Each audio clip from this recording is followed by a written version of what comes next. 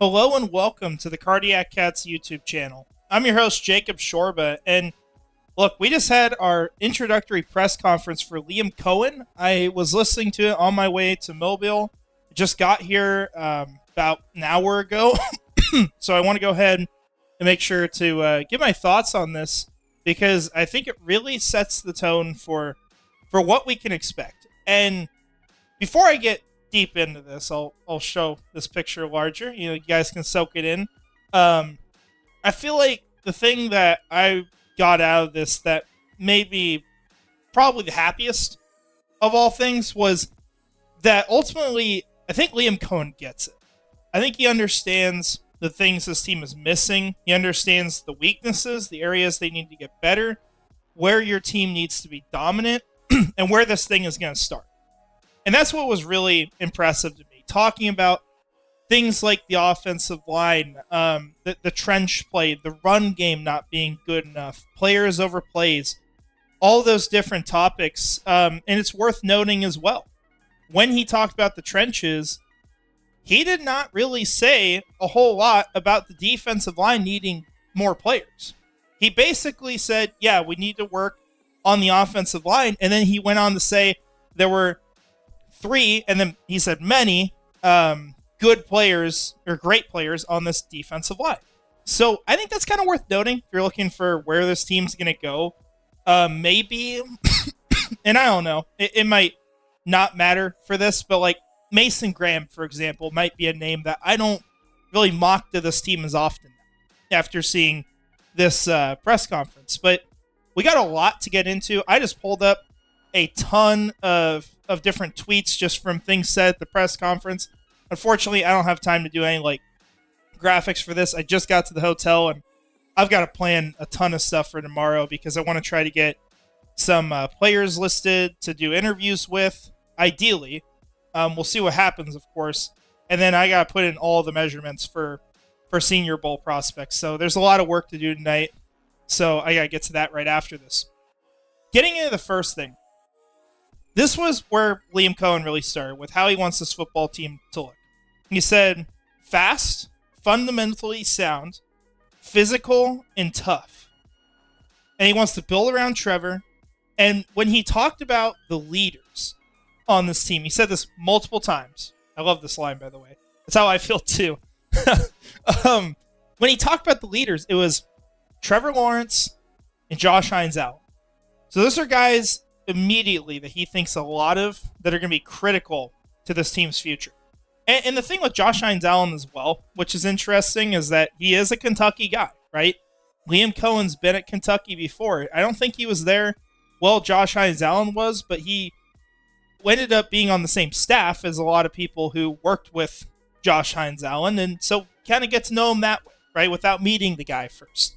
And then even Trevor Lawrence, he talked about a high school football game where he was watching him way back in the day in Georgia, and just how much he stood out as a player. So it was really cool to hear all these things from so long ago that he already knows about these players, right? He's doing his research and he's ready, right? I love to hear that.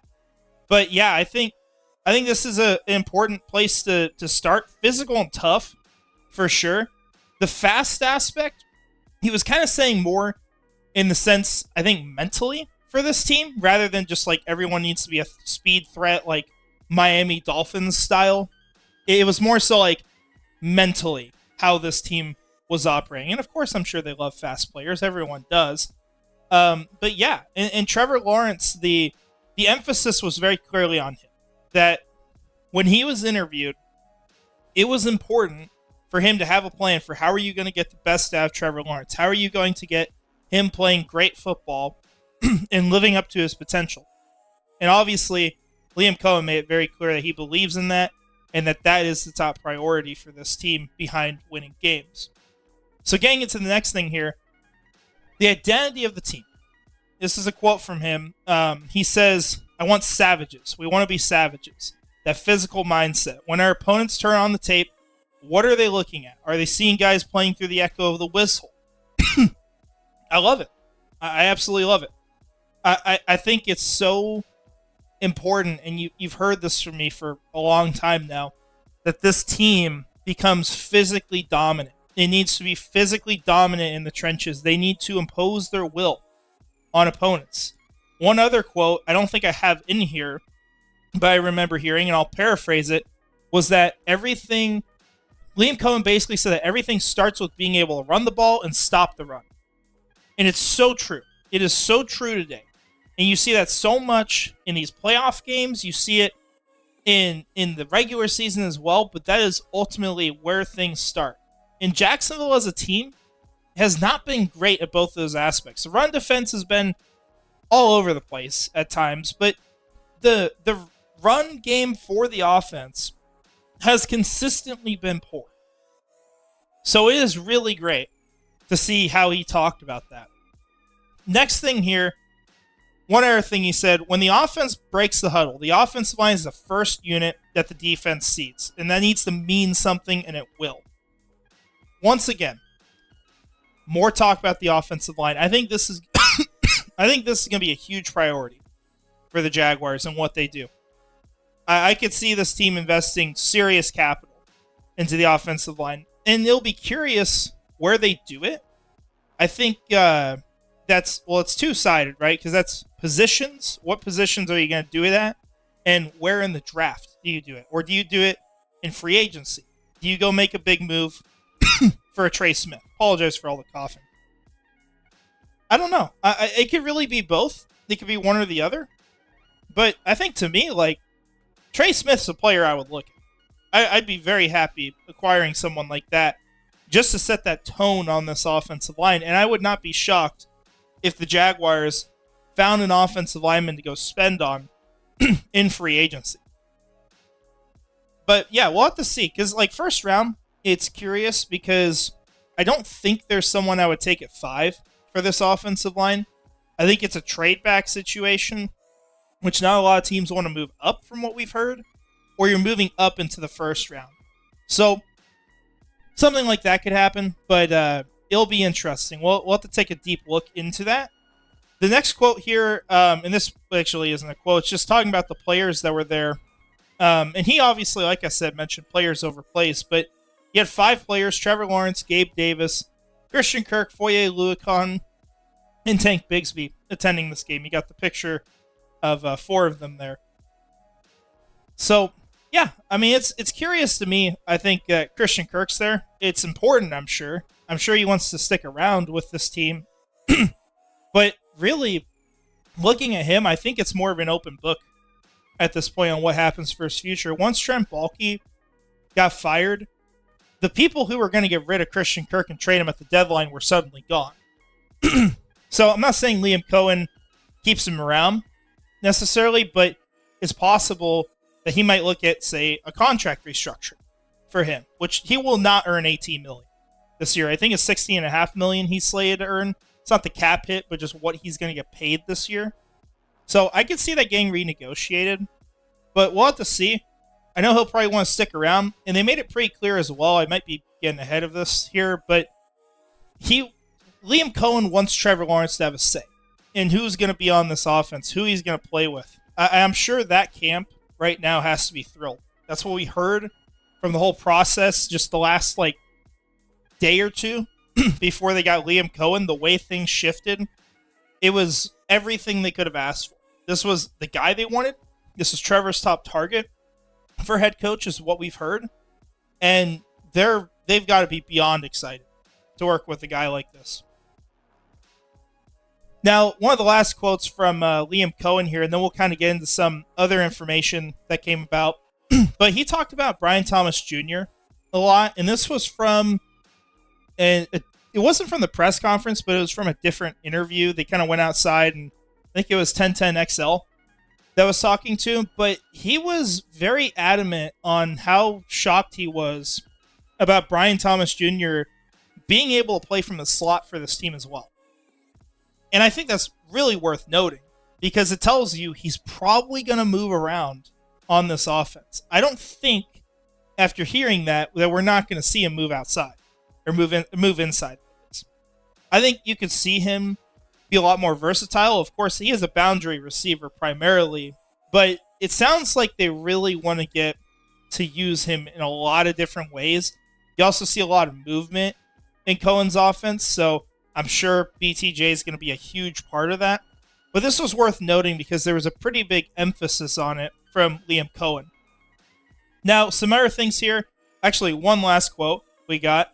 He told a small group of writers talking about the defense that he's not going to be overbearing about it. He wants the guy to have autonomy that comes in. And once again, he wants savages, which is part of the other quote.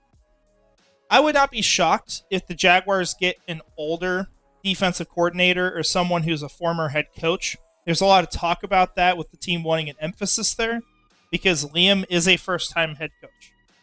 It's not that he hasn't just coached in the NFL either. He has not done it in college either. So this is brand new for Liam Cohen. And that's worth noting. So I would not be shocked if they really tried, I'm sure they're doing it now already, but tried really hard to get Patrick Graham in here as defensive coordinator. Not sure how that'll go, but I think you'll see something like that happen. There was even talk, and this will discuss some people, but about Brandon Staley coming to Jacksonville.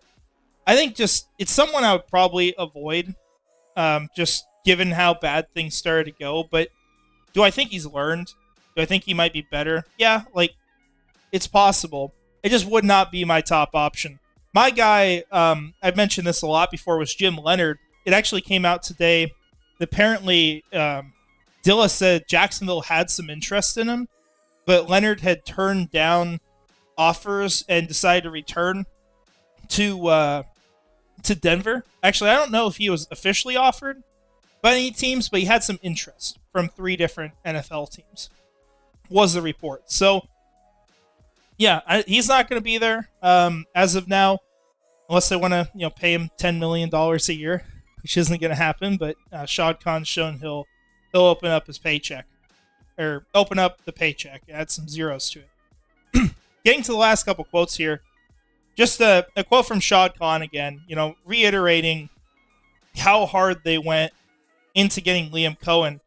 They knew this was their guy, and they got him, right? You saw the Jaguars make a very stunning sequence of moves after Liam Cohen originally was going to turn down this job, and that whole situation was generally avoided during the press conference. There were a lot of questions about it early on.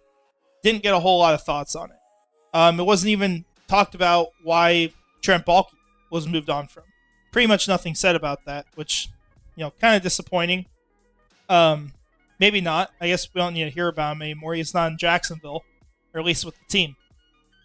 But you saw after Liam Cohen originally turned down this job, you saw Shad Khan do what was seemingly unthinkable in firing Trent Baalke. Not unthinkable to us, but unthinkable in the sense that we never thought he'd do it. Even if we thought it should have happened years ago. So that happened. And then they went and met with the guy, convinced him to come back to the building, had a secret meeting with him to get him in Jacksonville, and offered him a contract that was like 3 times what he was getting with Tampa Bay, and rivaled what Ben Johnson was getting, which is going to be probably the most a first-time head coach has ever earned on a contract. So it tells you a lot about how convicted this group felt about them. Tony Boselli obviously was part of that process too. That was talked about a little bit earlier today. I saw an interview from him where he was kind of talking about how X or Twitter was a little bit off on the timing of things. They made it seem like he was replacing Trent Baalke in the search, which was not the case. He was actually involved in the entire interview process, or pretty early on. And he was another person who felt very convicted about Liam Cohen, saying that 30 minutes into the interview, I believe it was the first interview, he was just blown away by what the guy knew, and had no questions really about if he could lead a football team. So this is great stuff to hear. Obviously, this group, or at least Shad Khan, has made a lot of wrong decisions with the Jaguars. He's obviously never got it right. You haven't won a Super Bowl. You haven't had a head coach stick around for a very long time. They're always gone in 3 or 4 years, so it's worth noting. But there was a lot of conviction in this process, and they made some very shocking moves to go get this done at the end of the day, even if it was not handled maybe in the proper way, or, it shouldn't have gone to the point it did, right? This should have just been a simple hire. Trent Baalke should have been fired before Liam Cohen ever pulled his name out of the race and then had to be convinced to come back, right? Kind of a weird process, but the result's great, right? You get your guy if you believe in him. Obviously they do. I personally do as well. I was a big fan of his. He was probably 1B to me in this process, but Ben Johnson, we don't know for sure 100% if he would have come to Jacksonville. It's rumored he would have. He's also said the opposite, so who knows? But a couple more things here. Just some different things with the staff. Heath Farwell is expected to return. He signed a contract extension today, so this is great news for the Jaguars. I'd imagine the assistant also returns. I don't know why he wouldn't, unless he gets an offer from maybe another team to be their special teams coordinator. But Farwell did a phenomenal job with the team this last year. Special teams has always been a strength in Jacksonville, and so no changes there, which is great to see, and I'm glad they got it, because it was just never necessary to even really consider changing things in that area. And then final order of business, just back to Tony Baselli here.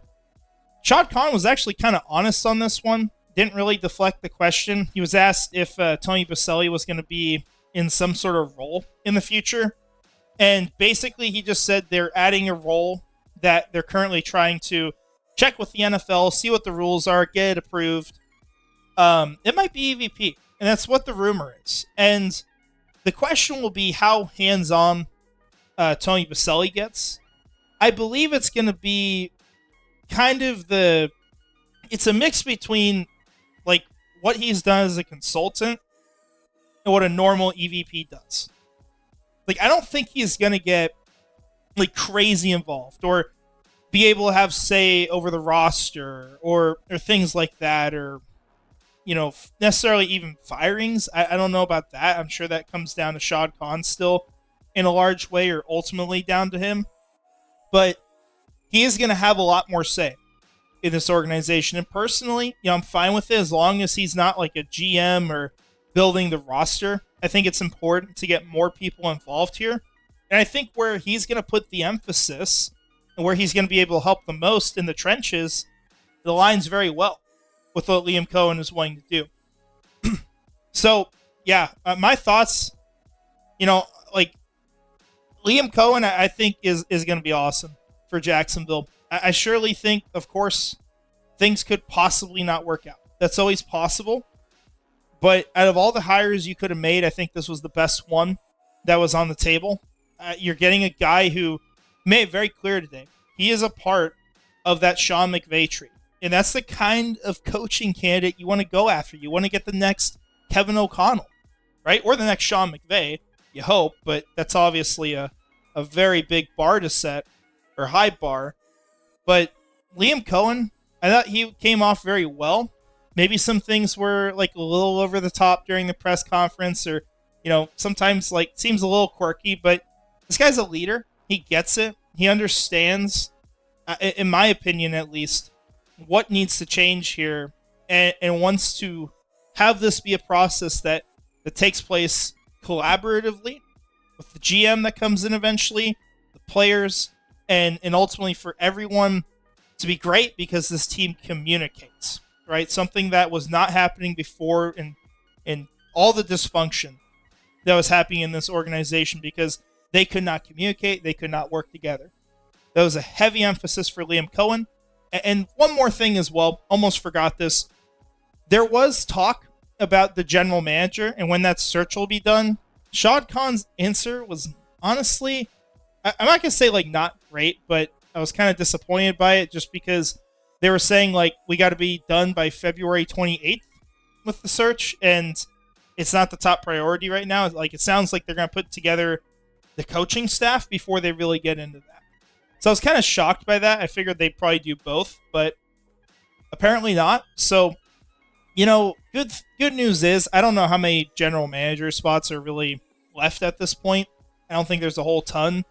It might only be Jacksonville's actually, in fact. And someone can actually, if you don't mind, let me know in the comments, and I'll probably try to look it up after this video. But you have your choice of candidates, right? You got some good guys out there. We just recorded about that, put out Saturday, but talked about it on Friday, recorded then. There's going to be some good people out there. I think personally, for me, I've obviously been very big on Ray Agnew.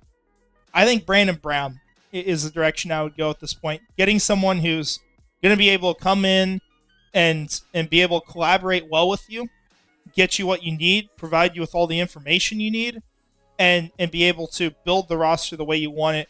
I really understand what that takes. Someone who has a great background, coming up as a scout, being a young guy with a law degree, and just going to be the ultimate professional for this team. That's what I hope, personally. But I know a lot of people like Ian Cunningham, and a lot of people like Ray Agnew as well. But I think there's some really good candidates out there that they could hit on. So with that all said, we are going to wrap this up here. I really appreciate you guys watching. I want to shout out our channel members really quick. Premier Seer 904, Mr. Dolphin, Scrubber Ducky 500, and Brian Foster. I know channel memberships are paused right now. I'm still waiting to get that code in the mail so I can get that all fixed with AdSense. Unfortunately, I have not got it in the mail yet, but hopefully sometime soon. Also, just a couple other things. Senior Bowl starts tomorrow. I don't know if I'm going to have a preview video available just because I was very limited on time to prepare. I've been with family all weekend. Hadn't seen him in like almost a decade, so I didn't even get my computer out probably since like Friday night. So this is the first time I've been online since then. So we'll probably have a recap video tomorrow, just talking about what we saw and some things to note. Hopefully we'll see some Jacksonville people out there. I'm hoping we get the assistant GM, Ethan Waugh, again. Try to hit him up if he's out there. I don't know if Liam Cohen will be. Highly doubt that. They got a lot of work to do. So very unlikely.